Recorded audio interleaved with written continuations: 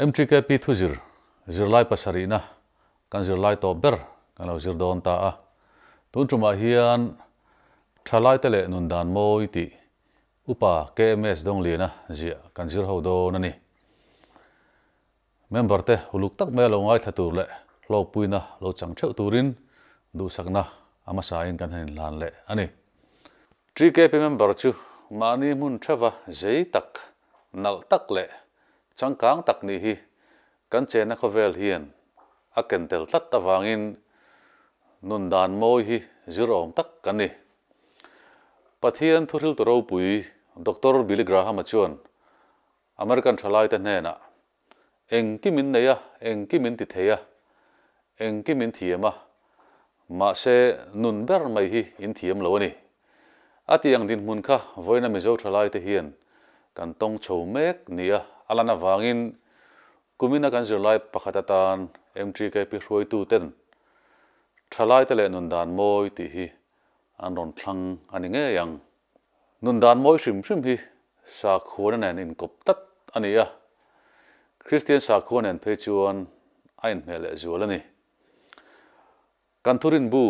Bible a hian kan mu bak chuka tirko pola phe chuan ko than lai mal hne na lekha thon na a soi mol ani ber mai chu jinga pakhat chau chu ilo en teang rom khuwa mi ten hna lekha thon hian pola hian rom kho pui hi a hmain alat lo mi alo ma se he khuwa hian ko than nung tak ading ti le Christian te chu nek chep na nasa takkara omin mihring tak po thlamuan tu anma mo ti ria chuti chuan korin khuwa tangin lekha athon ta a chuta chuan Christian te chu khuwa le tui thatak ni tur le do dana kara po nun dan moi taka nung turin rala tangin a pui ani he lekha thona tanga kum sang ni vel aliam to nu daya tuna khovel lamang mek tu te keni thalai nung damala om te hian kan zui lali suan nun chan kan zirna hian nun dan moi kan zir zel ava poimo em ama sabera nun dan moi kan zirata na kadu chu tongkam tha hi ani mizo thu finga chuan tongkam tha in sialaman ti hi oma he thu fing hi adikin belchian adol em ani thu zir toy te a hian tongkam tha zong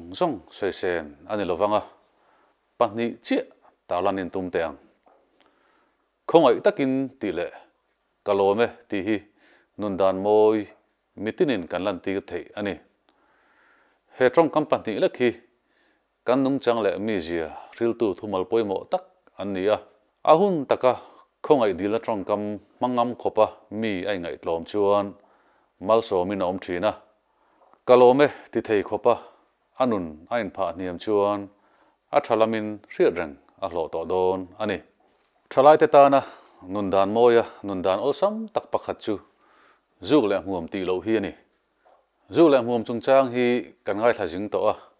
chu wangin soi trau angai to lo tura ngai la kan tak satana thalo kan thrisel na khoi poi thei kan bulami te ta na rim chi ani min hlo tir tu trulova sum le pai tam tak kan sen na zuk le hmuam laka in thir film thei TKP chu an thiang hlima an za oma ko han thalai ruai tu ni hi an nun nen ain me bik ani a khongai na wang liwa min tlan to an hu mana keima ni in sum thelo wanga khongai le chona be se renga nun hi jong rongbol na ha dam tak ani ngai love kan soi tak pahni te hi midang tel mi lawa kan ti thei amal somna po keima ni ngai kan don le thei nun dan moi an ni a kan kuta in khat liu ni idu chuan tuna hian itinghal thei ani tuna chang chuan midang te ta na nun dan moi kan lan ti thei le chumi wanga midang te ta na mal somna kan ni theina lam hoi in zir tirna kan zir don ani tunlai huna thalai ten nun dan moi kan zir tul em chu aya upa za hi ani ai upa za hi ami zawa a pathian thu hle bok pi le pu te chana mizo nun jamoi soya soi mai thei hau lo chu ai upazok te thungai chan thiam an zai nga ya chet an tirna huna kalle ti tura min be sei chu a thei chin china ti hlo tin sak hi ni chu wangin ai upazok te chunga thatna le zana kan lan tir chu hlap hu tu phei chuan pi pu te ro thil lu ani ati hial ani voina thalai ten zir thar kan ma mo em chu tlom ngai na hi ani hei hi mizo christian ten nun dan moi zong bul tran na le luan khom na ani in chung khura tlom ngai na mangin christian nun dan moi kan chung ko member pui te laka alan tir theya class kalna tlom ngai na mangin nun dan moi kan lan tir theya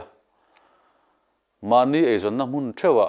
tlom ngai na mangin midang te tan mal som na kan ni theya thianin kom ho zinga po tlom ngai na mangin christian nun jamoi kan lan tir theya tri ke pin hatlan na le in pol ho na muna tlom ngai na mangin isuan hung zui tu kan ni kan lan tir theya kan khotlang in rel bol na kong sanga tlom ngai na lan chua tirin christian nun dan moi atakin kan an tir theya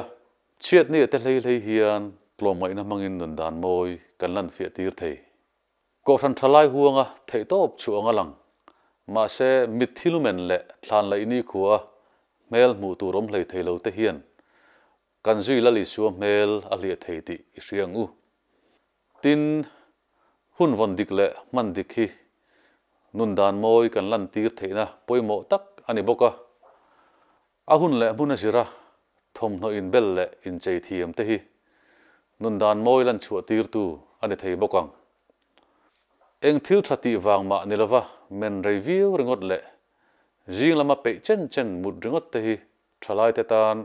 nun dan moi ani lo ti riang u thalai te le nun dan moi hi chiar chua ngai thak liam mai chi ani lo heng nun dan moi kan sei tak te hi nangma atran la in chung ko a in khotlang le ko thana lan chua tir la krista le ko than tan phun ini na hmuna khan moi takin nun dan moi chu par chua tir ngal ro le